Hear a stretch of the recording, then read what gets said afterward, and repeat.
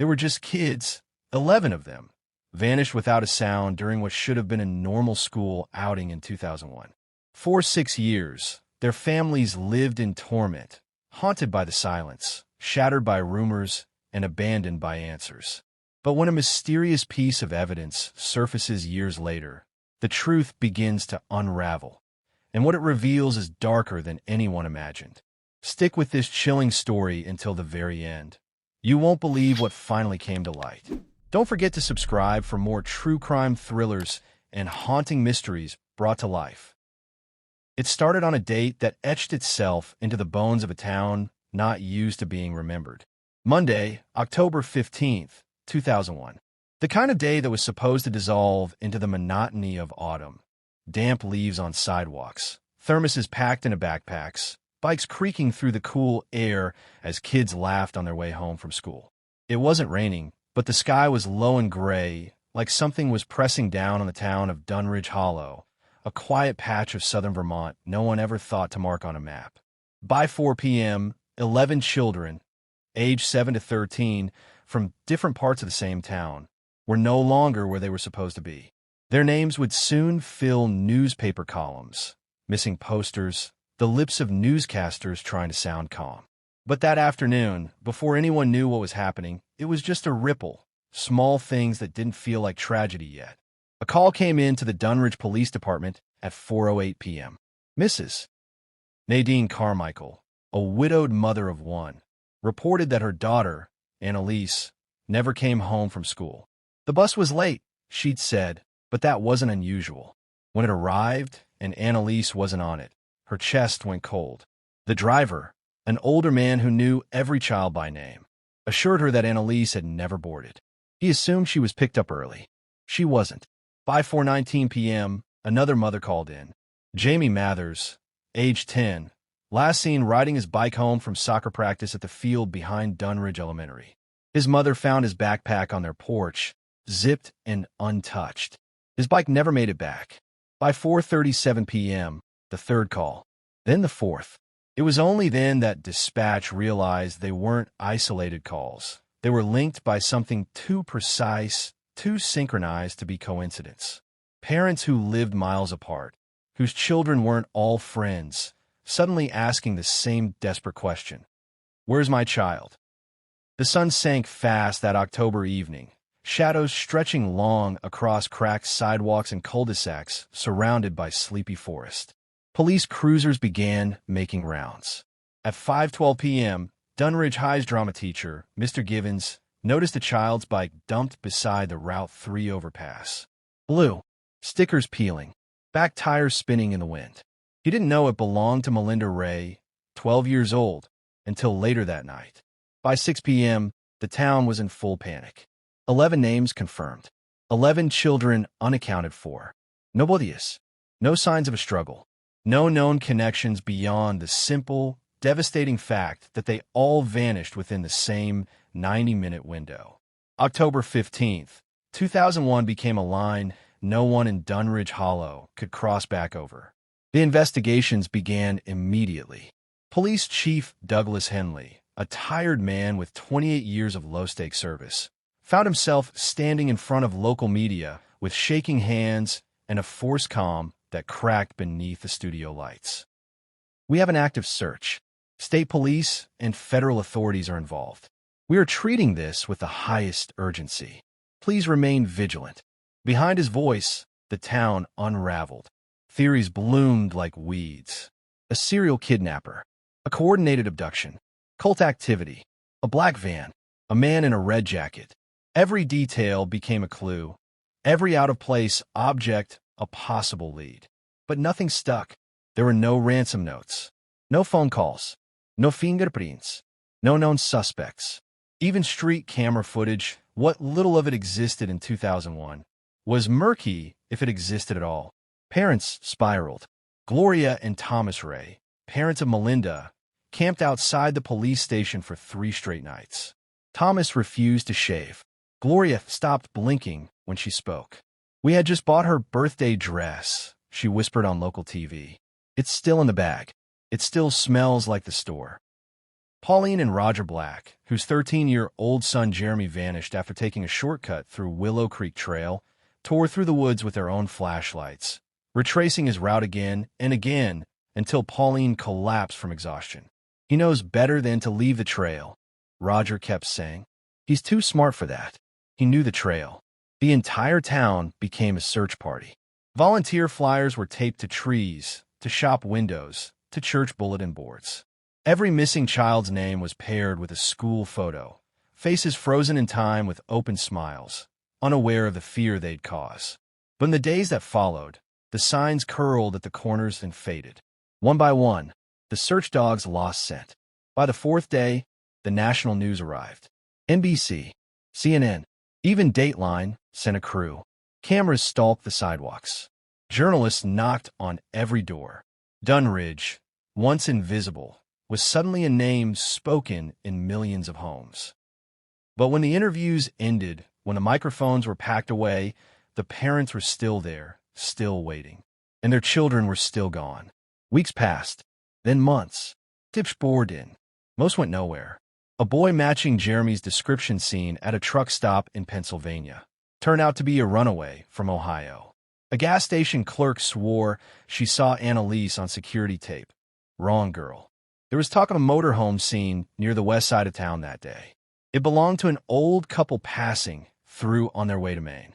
No trace, no footprints, no tire marks, no evidence of a struggle. Nothing. What do you call a crime without a crime scene? That question hung in the air like smog. It rotted the town from the inside out. The children's bedrooms became mausoleums.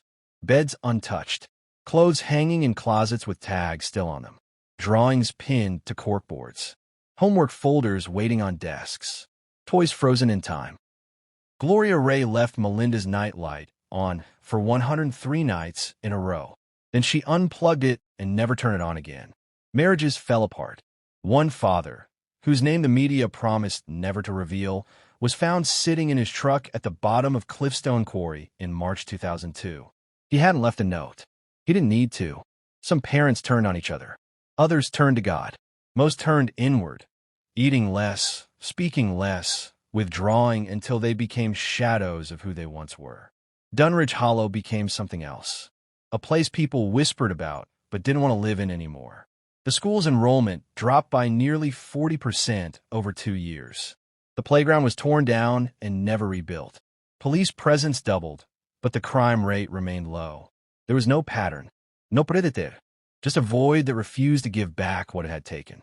Then came year 6, October 18th, 2007. It was an unseasonably warm Thursday, the kind that made your skin feel like it didn't belong to the air around it. The leaves were still bright on the trees, too bright, like they hadn't been touched by frost yet. Henry Calhoun, a retired railway technician, was out walking his dog along the abandoned Millbridge rail path, about 4 miles outside of Dunridge proper. The track had been closed since the 80s, overgrown and unused, but Henry liked the quiet. His dog, a shepherd lab mix named Liddy, darted into a grove of half-fallen trees, barking. Henry followed, annoyed, until he saw the rusted door built into the earth, barely visible beneath a mat of dead leaves and ivy. It looked like an old root cellar or storm shelter, one he'd walked past dozens of times but never noticed. The door was cracked open by no more than 2 inches. Then he heard the knock. 3 short taps. A pause. Then again, 3 more. It wasn't the wind. He knew that sound. Henry froze, hand on his chest. He called the sheriff's department from his flip phone, trying to keep his voice from trembling. When officers arrived, they found the door rusted shut. It took nearly 40 minutes to pry it loose. What they found inside wasn't a person, but it was something, a small child-sized shoe, red canvas. The laces torn. Inside the tongue, written in faded Sharpie, Jamie M., and carved into the back cement wall, with what must have been fingernails or a nail or a rock, were 5 chilling words. "We can still hear you." The investigation roared back to life. Families were contacted. For the first time in years, hope and horror came hand in hand. Experts re-examined old maps, plotted timelines, reopened cold leads. The press returned older now, quieter. The town prepared itself for the possibility of answers, no matter how terrifying they might be. Because whatever happened on October 15th, 2001, it wasn't finished. Not even close. The red shoe was bagged, labeled, and taken into evidence within the hour. DNA confirmed what the faded ink had already screamed: Jamie Mathers, the boy who vanished on his way home from soccer practice 6 years earlier. His mother, Denise, collapsed when she got the call. His father, Mark, sat in a chair and didn't speak for hours. The shoe had not decomposed the way it should have in open air. The fabric was dusty, but intact. No rodent no mold, like it had been kept somewhere dry. The cellar it was found in, if it could even be called that, was no more than a sunken concrete chamber, 9 by 12 feet, with rusted metal walls beneath a soil-packed roof. No one had ever seen it on any map. It wasn't listed in county records. The sheriff's department brought in structural engineers, and they discovered that the bunker predated the town's official founding. Most likely military infrastructure from the late 1940s, later buried and forgotten. But what shook them more than its existence was what they found inside. Scratches. Hundreds of them.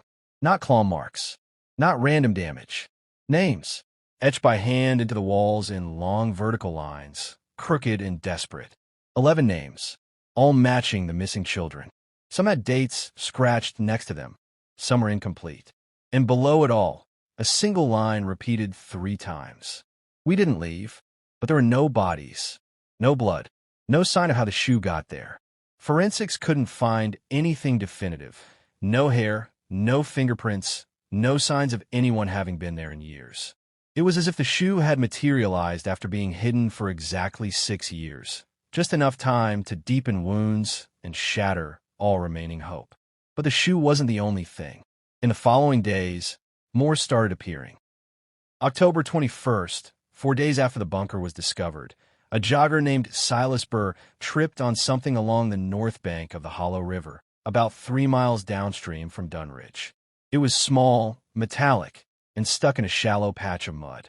It was a child's bracelet, plastic beads spelling the name Melinda in a rainbow sequence. One bead was cracked down the middle, as if it had been chewed. The clasp was rusty, but the rest was clean, too clean. Investigators matched it to a photo taken 2 weeks before Melinda vanished. Same beads, same pattern. 2 days later, Annalise's scarf turned up in the unlikeliest place. The basement crawl space of a now-abandoned farmhouse, 6 miles west. A crew removing old electrical wiring discovered it wrapped around an ancient copper pipe. When they brought it out, the tag was still attached. Her mother confirmed the handwriting. A. Carmichael in pink permanent marker. 3 objects. 3 confirmations. 6 years after they disappeared, the children weren't fading. They were returning, one piece at a time. The town reacted like a wounded animal prodded back to life. The parents, those who were still in Dunridge, met in the church basement the following evening. No press, no police, just faces long worn down by grief and suspicion. "I'm not saying they're alive," Frank McRae said, his voice hoarse. "But this is something. Someone wants us to see this." "Why now?" A long silence followed. "They're buried," whispered Gloria Ray. "They're buried under us. We just haven't found them yet." "No," said Roger Black, fists trembling. "They're not buried. They're locked in somewhere. Still alive. 6 years. What if we left them there?" They didn't sleep after that. Most of them returned to the places their children vanished. Retraced every inch. Called in private investigators. Paid experts out of savings they didn't have. Some even broke into old buildings, barns, basements. Anything with a door that locked and could muffle sound. October 25th, the FBI held a briefing. Agents confirmed the artifacts were authentic and previously undocumented, but released no further details. The case, once archived and closed in federal records, was now officially reopened. But for the parents, it wasn't just about evidence.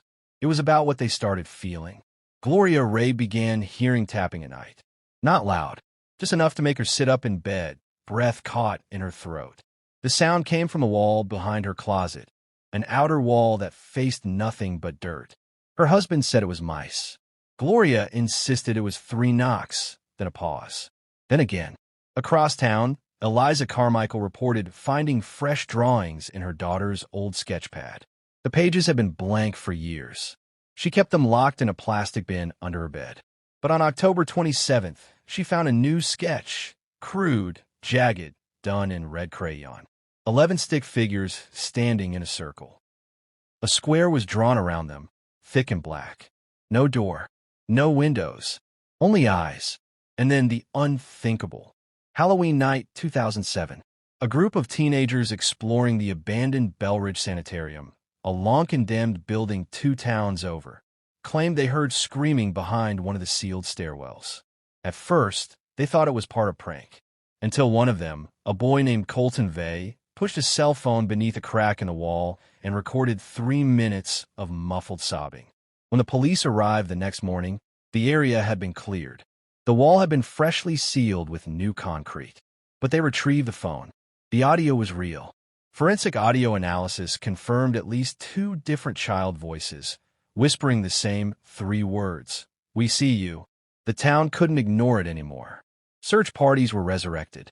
Drones, cadaver dogs, even ground-penetrating radar. Local news turned national again. Cameras flooded Dunridge's narrow streets. Reporters wanted answers. Parents wanted someone to blame. But nothing came.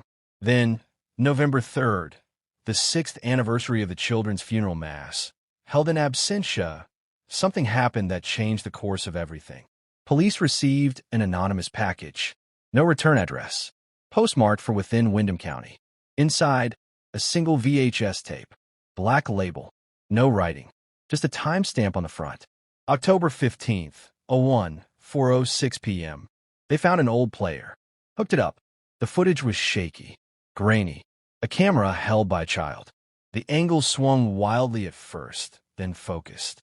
The screen showed the inside of what looked like an underground room. Cement walls. 1 flickering light. A rusted pipe. 11 children huddled together. Alive. Terrified. Pale. Whispering. Then came a voice off screen. Distorted. Mechanical. Like someone speaking through a voice modulator. Say the line. The children looked at each other.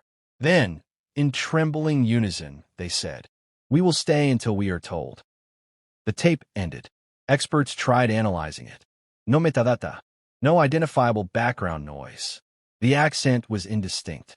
But the timestamp matched the exact hour the children disappeared. The clothing. The faces.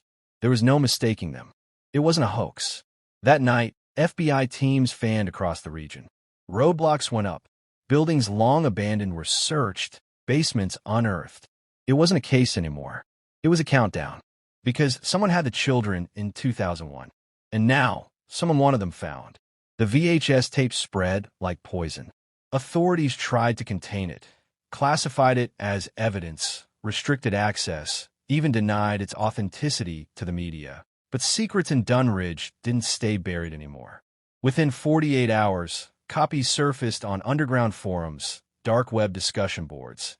Even email threads passed between grief-worn families in private. Some claimed it was a fake, a cruel hoax. But the parents knew better. They saw the way Annalise blinked when the camera panned too close. The way Jamie's lips moved behind the others, mouthing something else entirely. The tape wasn't a show. It was a record, an artifact from the edge of madness, left like a breadcrumb on purpose. The phrase, "We will stay until we are told," echoed through homes like a chant. The FBI doubled their efforts. 45 agents flooded Windham County. Satellite imagery from 2001 was reprocessed using new AI tools. They uncovered 7 sealed structures beneath various parts of Dunridge. Many thought to be wartime fallout shelters, others entirely undocumented. Some were beneath churches, some beneath municipal buildings. One sat square beneath the old Dunridge Library, closed for renovations since 2005. But every time they opened one, they were empty. Cold cement. Rushed. Silence. The only thing more horrifying than what was found was what wasn't. On November 11th, a woman named Linda Everett, A 38-year-old postal clerk who lived alone in a small farmhouse east of Route 14 called 911 after finding a stack of children's drawings folded carefully inside the base of her fireplace. She hadn't used it in years. The drawings were dated October 2001, each one in different handwriting, all drawn in crayon. One showed a tall figure with no face, standing over a group of children in a concrete room. Another depicted a spiral staircase descending into blackness. The last showed 11 stick figures standing inside a rectangular box, surrounded by eyes. In each drawing, the children had no mouths. That same night, Linda Everett's house caught fire. Investigators determined it was arson. She survived. The drawings did not. Then came the whispers, faint leads that seemed absurd, except they matched. 3 knocks heard in an abandoned warehouse. A child's whisper captured on a baby monitor miles from town. A hunter in the woods who swore he saw flashlights flickering underground through a grate he'd never noticed before. Every thread was followed. None led to answers. And then another package arrived. This time, it came directly to the police station. No postmark, no courier, just a plain manila envelope left on the front desk at 2:34 a.m. No one saw who brought it. The building was locked. The surveillance tapes glitched for exactly 42 seconds. Inside the envelope, a cassette tape, audio only, and a photo. The picture was grainy, black and white, like it was printed from an old surveillance feed. It showed a dark hallway. 11 shadows, small, lined up, facing away from the camera. At the end of the hallway was a door. Not a normal door.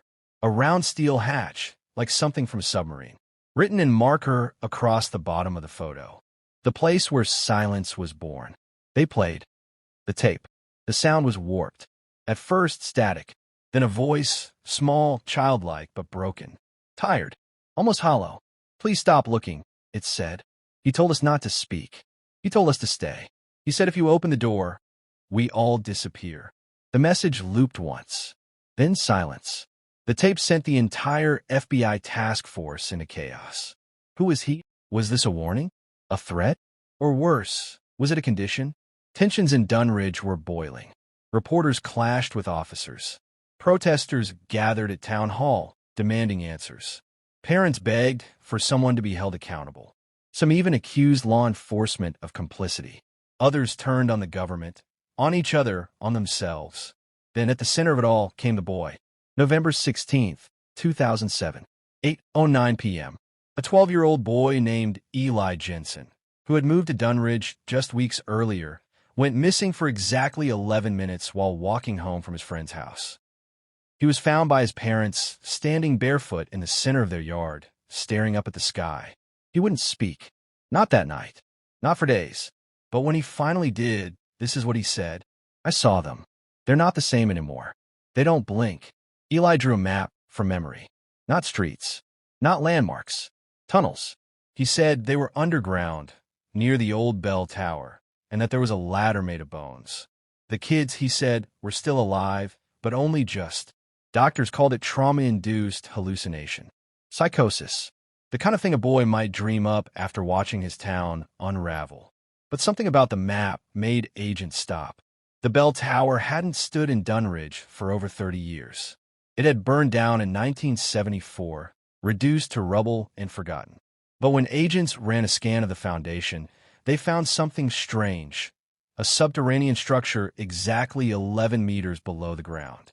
They brought in excavation equipment overnight. By morning, they had uncovered a sealed hatch, round, steel, and stained with time. Exactly like the one in the photo. The area was cordoned off. No press allowed. Parents weren't told until the structure was fully opened. At 4:16 p.m., the hatch was breached. What they found was a spiral staircase leading down into pitch darkness. The walls were lined with old copper pipes. Mold dripped from the ceiling. Every 20 feet, there were carvings, numbers, symbols, names etched by hand. And then the corridor. At the bottom, agents discovered a long concrete hall. 11 rooms, each with heavy steel doors, each labeled with a single number, 1 through 11. Each room was identical. Concrete floor, cot, desk, small light fixture, and a single window that led nowhere. The rooms were empty, but inside room 7, they found a mattress with fresh indentations, a cup half filled with water, a child's drawing on the wall, dated October 2007. It was impossible. No one could have survived down there. No one had access. The air was barely breathable. But the evidence said otherwise. 11 rooms, 11 names, 11 lives erased, and now echoing in places no one had looked for years. A silence deeper than anything the town had known settled again over Dunridge. But beneath it, something shifted, because on the wall of the corridor, etched in deep grooves with what appeared to be metal wire, were 6 final words. Don't follow us. He hears everything. The camera footage from inside the basement was grainy, time-stamped October 5, 2001, 2 days after the children disappeared. The image flickered, then stabilized, showing 11 children standing silently in a line against the brick wall. Their eyes wide, blank, none of them crying, none of them speaking. They were still wearing their school uniforms. Each had a numbered paper tag pinned to their chests, 1 through 11. The horror that surged through every parent present was indescribable. Sandra Howley collapsed. Officer Jensen had to turn away, fists clenched, face pale. Henry Gonzalez screamed at the screen, as though yelling could reach through time. A shadow passed across the lens. Then a voice. You see them? They're perfect now. None of that noise.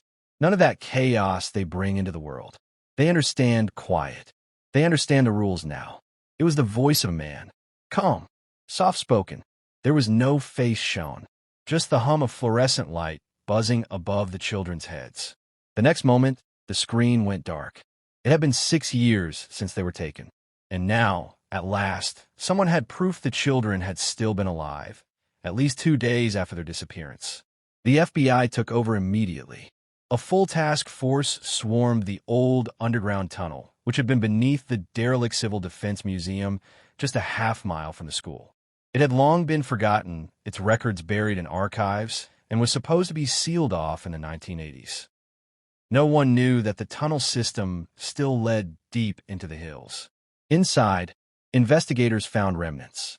11 cots, each labeled, each with old, decaying blankets, stuffed toys from the early 2000s, small drawings scrawled in childlike handwriting on the walls.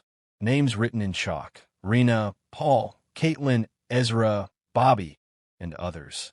But there were no bodies, no blood, no signs of death, just absence. What stunned everyone most wasn't what they found, but what they didn't. No DNA traces indicating death. No hair, no fingerprints that didn't already belong to the missing children. Not a single lead on who the voice belonged to. No cameras facing the speaker.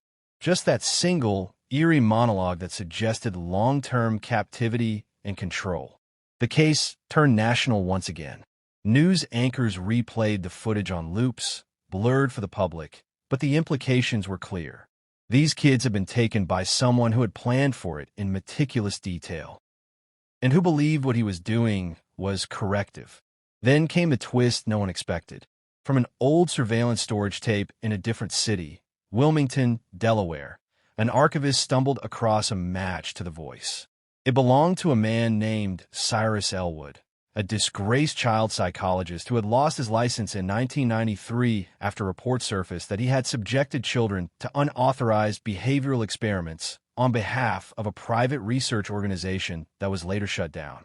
No criminal charges were filed due to insufficient evidence, but Cyrus vanished shortly after the scandal. His name was forgotten until now. The revelation dropped like a bomb. The FBI raided every property tied to Elwood. His house had been burned in 2004, ruled as accidental. But now it was suspected he had done it himself to erase evidence. His last known residence was near Red Fern County, 10 miles from where the children vanished. But the real break came from Caitlin's mother. Over the years, she'd never stopped researching the symbols found in her daughter's drawings. She remembered one of them clearly, a spiral inside a triangle with a vertical slash. It was unique. She found it again, buried in an old journal in a second-hand bookstore. The journal was authored by someone who claimed to be part of a child recalibration initiative in the 1980s, an underground movement of fringe psychologists who believed children could be reprogrammed to be free of disobedience, emotion, and even memory. The woman brought this journal straight to Agent Moncrief, who immediately reopened the possibility that the children were not dead, but altered. Then came a knock at the door. It was a woman, mid-20s tall, pale. She had no ID, no memories before the age of 13, and a quiet demeanor that felt unnatural. Her name, she said, was Elise, but she had recently remembered something. A name from her dreams. Caitlin. DNA confirmed it. She was Caitlin Howley. Alive. Changed. But alive. When Sandra was brought into the interview room, the reunion was far from joyful. Caitlin didn't remember her. She spoke softly, smiled rarely. She said she had no memories of being taken. Only fragments, voices echoing, strict rules, light bulbs that buzzed overhead, a song she was told to sing every night. But she remembered the other kids. By name. She recited them without hesitation. They're not dead, she said. They're still with him. Where? Sandra pleaded. Where, Caitlin? Where are they? I don't know, she whispered. He moved us. The FBI launched the largest manhunt in state history. Caitlin described what little she remembered. A school underground, long halls painted black, music that played during the night, cold meals, strange exams. She remembered tunnels. Lots of tunnels. Then a break. An old septic map from 1969 showed hidden access points beneath the county's former transportation depot. Long thought collapsed. When they breached it, they found the truth. 7 of the children were still there. Malnourished. Blank-eyed. Alive. The remaining 3 had been moved again, according to the sparse notes scrawled in binders found in the control room. The walls were covered with disturbing timelines, psychological behavior logs, phrases like Stage 3 assimilation, failed, and subject number 6, resistant tendencies. Cyrus Elwood was nowhere to be found, but it was confirmed he had orchestrated everything. Every trap, every silence, every year of parental agony. He believed he was fixing what the world broke. The children were taken into psychological care. Their minds were quiet but damaged. Some began slowly regaining pieces of memory. Others never spoke, but none of them remembered pain. Only the rules. The rules they were forced to live by for 6 years. Never cry. Never speak without permission. Never ask about your parents. Never ask about outside. And above all, never leave until he says you're ready. Cyrus Elwood was never caught. But the tunnels kept giving up secrets, new rooms, new tapes, even scribbled instructions on how to erase identity, how to rebuild it from zero. 6 years of darkness didn't just take children. It rewrote them. And even as the town of Redfern tried to heal, the shadow of those tunnels remained. A monument was erected in front of the school, not of names, but of 11 small shoes carved in stone. But Sandra Howley knew. Somewhere, Cyrus was still watching, still preparing, still believing in his mission. Because monsters don't always need fangs or blood. Sometimes all they need is silence. And time. And children no one thought to protect. It was nearing the end of October 2007 when something shifted again, like the town itself had been holding its breath for too long and finally exhaled. In the weeks after the televised reunion of the surviving children and the arrest of Marlene Graves, the community seemed paralyzed, unsure how to move forward or backward. Old wounds had reopened, but they hadn't healed cleanly. There were too many questions still unanswered, too many nights where the silence screamed louder than any siren ever could. Margaret Forrester, mother of 9-year-old Lily, sat in the same pew at the old St. Bartholomew Church every Sunday, her hands folded so tightly they looked like they could snap. Lily had not returned. Neither had Aisha Patel or the others still missing. The surviving children, Ben, Eli, Faith, Tommy, and Grace, remained haunted, cloaked in a silence that stretched miles behind their eyes. Whatever they had seen, whatever they had endured, it remained locked behind some psychic vault no one could reach. Dr. Calder, the psychiatrist appointed by federal child trauma units, called it deep partition memory. The trauma had built itself a fortress inside each of them, intact, waiting. Yet even he couldn't unlock it. Every session ended the same. Children trembling, withdrawn, some crying silently into the folds of their own shirts, and others just staring into the void, as if watching something no one else could see. Then came the journal. In early December, Detective Aaron Dalka received a call from a demolition crew that was clearing out an abandoned farmhouse 14 miles outside of town, a place long thought to be empty, decrepit. The workers found a rusted metal container buried under floorboards, stuffed with cloth dolls and shredded newspaper. Inside was a journal. It was written in blocky, uneven handwriting. As they pieced through it, the pages spoke like a whisper from the dead. Day 14, we only get to go outside when the bells stop. We can't talk. She says our voices draw them closer. Day 21, Tommy tried to leave. She made us watch what happened to him. Then she said she'd make us all like the others if we disobey again. Day 32, someone visits her. We only see shadows. He never talks, just watches. Day 45, I miss my mom, but I don't think she's looking anymore. The entries weren't dated, and there were no names, but the patterns in the handwriting pointed to more than one child writing. Some lines were almost illegible, others clean and deliberate, the sentences clinging to the page like fragile spiderwebs. At first, investigators assumed it was a cruel prank. But when Grace saw photos of one particular page, she began to sob and convulse uncontrollably. She screamed one phrase over and over again. He's still there. He's still there. Dr. Calder had to sedate her. That same week, the soil around the farmhouse was examined. Deep scans revealed several empty cavities beneath the cellar floor, man-made, reinforced with beams, narrow enough to restrict a child's movement. The survivors had not been kept at Marlene's home, it turned out. She had moved them around. This place was one of the holding points. But more chilling was what they discovered in the barn. Behind a loose plank, they found a stack of VHS tapes, each marked only with numbers. No laves, no dates. Investigators set up a viewing station under federal supervision. What they saw turned the cold horror into something almost inhuman. Children lined up, silent, not blinking. Some looked drugged, others just vacant. A woman's voice, Marlene's, guiding them like a choir teacher. Sometimes a man's voice, deep, distorted. The footage confirmed what no one wanted to believe. Marlene had not been acting alone. And then came tape 7. A shadow, taller than any known adult in the case, moved into the frame. His face never visible. He whispered something to the child, possibly Ben. The child nodded. Then the screen went black. After reviewing more tapes, FBI analysts matched one of the muffled voices in the background to a known individual, Raymond Sutter, a man who had worked as a custodian at St. Bartholomew Church from 1997 to 2002. He had been let go in early 2002 for unexplained absences and suspected theft, but was never formally charged. When police tracked him down in a remote cabin in northern Maine, Sutter attempted to flee, but was caught after a 3-hour standoff.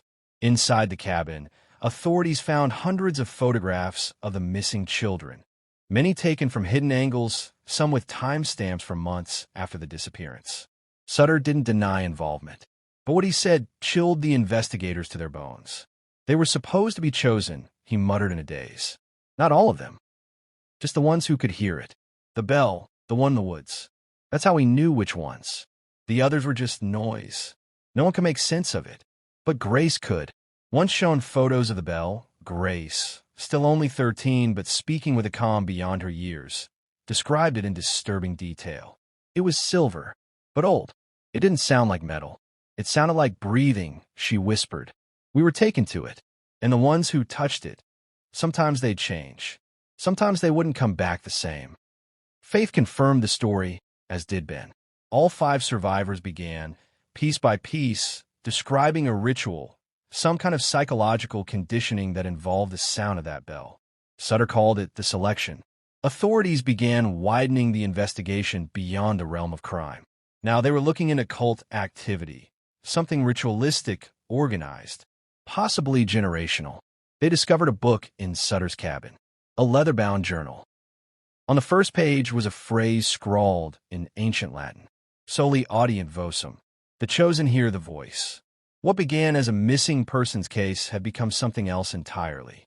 And in the spring of 2008, 6 years and 4 months after the children vanished, another twist unfolded. In a remote corner of Clay County Forest, 12 miles from the farmhouse, a hiker discovered a shoe.